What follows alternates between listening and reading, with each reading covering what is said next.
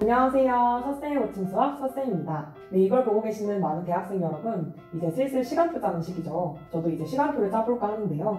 시간표를 짤 때 빠질 수 없는 필수 어플, 바로 에브리타임, 즉 에타죠. 아마 대학을 재학 중이라면 누구나 사용하고 계실 것 같은데요. 물론 저도 사용하고 있습니다. 그런데 우리가 사용하는 이 에타에서 엄청난 일들이 벌어지고 있다고 하는데요. 다들 아셨나요?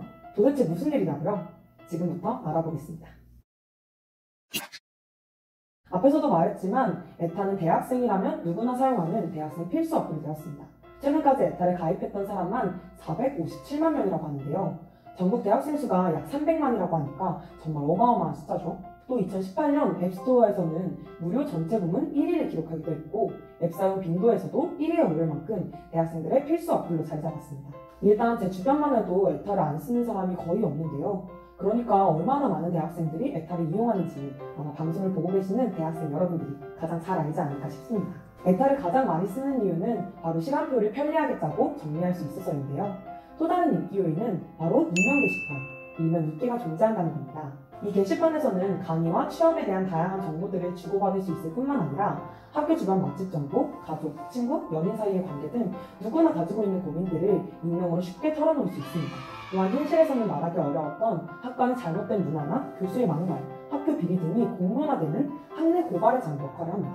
비슷한 고민을 가지고 있는 같은 학교 학생들이 모여서 익명으로 이런 이야기를 할 수 있는 공간은 대학생들에게 굉장히 매력적인 공간으로 다가왔습니다. 언제나 누구나 자유롭게 말할 수 있다고 생각됐기 때문이죠. 그래서 에타는 대학생들의 일상을 함께 공유하는 공간이 되었고 대학생들끼리의 온라인 커뮤니티 중에서는 가장 영향력이 큰 커뮤니티로 자리 잡게 되었습니다. 그런데 문제는 바로 이 언제나 누구나 자유롭게 말할 수 있다는 것입니다. 조금만 더 자세히 살펴보면 이 자유가 일부에게만 주어지는 선택적 자유라는 걸 알 수 있습니다. 자, 지금부터 함께 살펴보시죠. 네, 실제 에타에 올라오는 글들입니다. 눈살을 찌푸리는 욕설과 성적인 내용부터 사회적으로 크게 문제가 되었던 N번방 문제에 대한 2차 가해, 대학 서열화 발언, 여성 혐오적 발언, 비정규직 차별 발언, 저소득층에 대한 혐오 발언, 진보적인 정치 견해를 가진 불특정 다수에 대한 혐오와 차별까지 보신 것처럼 에타에서는 입에 담기도 싫은 혐오와 차별이 가득한 글들이 계속해서 올라오고 있고 그 대상은 바로 소수자와 사회적 약자입니다. 즉 지금의 에타는 소수자와 사회적 약자를 자유롭게 차별하고 혐오할 수 있는 공간이 되어버린 겁니다. 또한 이런 혐오와 차별은 단순히 온라인 공간에서만 이루어지지 않고 오프라인 공간으로까지 번지고 있습니다. 에타 입기에서의 여성 혐오적 게시물과 댓글 문제를 폭로한 대학 내 대자보와 같이 이 에타 주류 분위기와는 다른 의견을 가진 게시물들이 무단으로 철거되고 훼손되기도 하고 에타에는 그런 것들을 자신이 했다면서 인증하고 자랑하는 글, 그런 행위를 칭찬하는 글들이 올라오기도 합니다.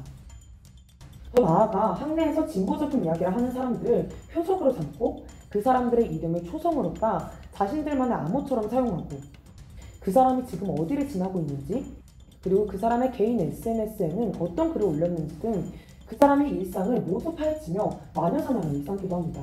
심지어 작년에는 에타 악플에 시달리던 한 사용자가 목숨을 끊는 정말 일어나서는 안 될 일이 일어나기도 했습니다. 네, 이렇게 에타는 이미 범죄에 가까운 차별과 혐오의 정서가 주류가 되어버린 공간입니다. 그런데 더 큰 문제는 이런 것들이 개인의 의견과 표현의 자유라는 이름 아래 점점 더 거침없이 이뤄지고 당연시 되어가고 있고 또 폐쇄적인 익명 게시판의 특성상 계속해서 보수화되고 있다는 겁니다. 또 그것이 전체 학우들의 의견이고 여론인 것처럼 일반화된다는 건데요. 그곳에서 다른 의견을 내게 되면 그 글은 맹비난을 받다가 수많은 신고와 함께 이용 정지를 당하게 됩니다. 그러다 보니 점점 더 건강한 의견 혹은 진보적인 내용들을 말하는 사람들은 더 적어지게 되고 더욱더 극우화, 일배화되고 있습니다.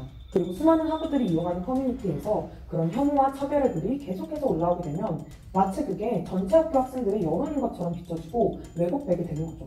네, 실제 작년에 대학생 325명을 대상으로 진행됐던 에브리타임 이용자 실태조사에서는 그 79.1%가 에브리타임 이용 중 불쾌감을 느꼈다고 답했고 그 이유로는 익명의 막말과 비방글이 가장 컸습니다. 그리고 그 다음으로는 여성 혐오 등 소수자 혐오 표현이 컸습니다. 그러나 불쾌감을 느낀 이용자가 많은 것에 비해 이 불쾌한 게시글을 신고해본 경험은 38.2%밖에 되지 않았고 신고하지 않은 이유로는 신고해도 소용없을 것 같다 이런 의견이 제일 많았다고 합니다. 자, 다들 어떤 상황인지 감이 좀 잡히시나요? 그럼 여기서 궁금한 게 하나 생기죠? 모든 익명 커뮤니티는 비슷한데 왜 유독 에타만 이렇게 되냐고요? 그건 바로 그 누구도 그것에 대한 책임을 지지 않고 있기 때문입니다. 에타 악플로 인해 사람이 죽는 일까지 발생했지만 에타 측에서는 이것에 대한 제대로 된 입장이나 해결책을 내놓고 있지 않습니다. 에타 측에서는 누구나 자유롭게 말할 수 있다는 걸 장점으로 내세우지만 결국 에타 운영자들의 입맛에 맞는 글들만 남기는 선택적 자유는 아닌가, 또 오히려 이걸 조장하고 있는 건 아닌가 라는 생각이 강하게 듭니다. 자극적인 글들이 앱 수익에 도움이 된다고 여겨질까요? 물론 이건 제 추측입니다. 또 하나는 바로 대학의 책임 부재입니다. 메타에서의 차별과 혐오는 이미 꽤 오래전부터 대학 내에서 심각한 문제로 떠오르고 있지만 대학 당국은 피해자에 대한 제대로 된 안전조치를 취하기는커녕 피신고자를 특정하기 어렵거나 증거 확보가 안 된다는 이유로 신고가 들어와도 제대로 대처하고 있지 않습니다. 이렇듯 문제가 계속해서 반복되고 있는데도 그것을 방관하는 것은 그런 행위를 하는 자들에게 너네 계속 그렇게 해도 돼 라고 이야기하는 것과 다를 바 없지 않나요? 그럼 당연히 더 신나서 판을 치고 다니겠죠? 즉 에타와 대학 당국의 이런 태도가 혐오와 차별을 끊임없이 재생산하는 데 기여하고 있는 겁니다. 시간이 갈수록 대학생들 사이에서 이 에타라는 온라인 커뮤니티의 영향력은 점점 더 커지고 있습니다. 특히 작년부터는 온라인 수업이 전면화되고 학생들이 오프라인으로 모일 수 있는 공간이 더욱더 적어지면서 이 에타의 영향력이 더더욱 높아졌죠. 그런 에타가 정말로 언제나 누구나 자유롭게 말할 수 있는 건강한 공간이 되려면 에타 측과 대학 당국은 그간의 잘못을 반성하고 앞으로 이런 일이 벌어지지 않도록 다양한 방법을 강구해야 합니다. 우선 차별과 혐오의 글을 써대고 행동하는 사람들한테 제재하고 처벌할 수 있는 방안이 반드시 필요합니다.